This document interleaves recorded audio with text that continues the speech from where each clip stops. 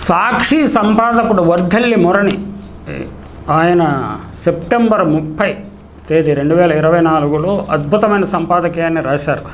నింద భోజనం అనే పేరుతోటి సంపాదకీయాన్ని రాశారు. ఆ సంపాదకీయాన్ని చదవగానే నాకు ఆనందం కలిగి ఆయనకి వ్యక్తిగతంగా ఫోన్ చేసి అభినందనలు చెప్పాను. ఈ సంపాదకీయం ప్రజలందరికీ స్వేచ్ఛ మీడియా ద్వారా అందజేయటానికి అనుమతి కూడా తీసుకున్నాను.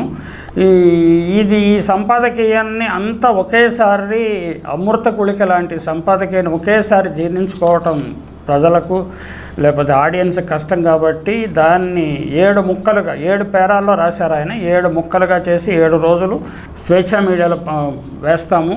మీరు చూసి అది అంటే ఆలోచనామృతం అంటారు కదా, ఆలోచించి ఆనందిస్తారని ఆశిస్తూ, అప్రయోజకత్వం అక్కసుకు సింహద్వారం, వైఫల్యం అహంకారానికి గొడ్డుకారం, కళ్ళెదుట కష్టపడి పనిచేసేవాడు, భార్యాపిల్లలను చక్కగా చూసుకునేవాడు, డబ్బు జాగ్రత్త చేసుకునేవాడు, తెలివిగా మసలుకునేవాడు, వ్యసనాలకు దూరంగా ఉండేవాడు, వచ్చిన విద్యను అంటిపెట్టుకుని ఉండేవాడు, తెగించి కొత్త దారులు కనిపెట్టేవాడు, వీళ్ళంతా ముందుకు వెళుతుండే విజేతలై అధిగమిస్తుంటే ఇవన్నీ చేయరాని చేసేందుకు కనీసం ప్రయత్నించి చూడని ప్రతి గాడిదకు చేతికి అందే మారణాయుధం నింద, గెలిచిన వాడిని ఓడించేందుకు ధర్మబద్ధమైన ఏ ఆయుధము లేని పరాజితుడు అంతిమంగా ప్రయోగించే పాశుపతాస్త్రం నింద, అది టీకా లేని క్రిమి నాల్కల ద్వారా వ్యాపించే మహమ్మారి.